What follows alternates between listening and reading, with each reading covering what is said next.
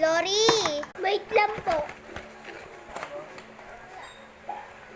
Ate, di ba pinapabili ka ni Mami? Kaganina pa nga ikaw nandiyan sa taas eh. Ba't ayaw mo pa sundin? Ikaw na muna bumili. Tinatamad pa ako eh. Eh, di wow. Saya talaga maglaro. Huy, penguin! Bakit? Bumili ka nga dun. Anong bibilin ko? Basta ulam! Bilisan mo na! Bakit ako?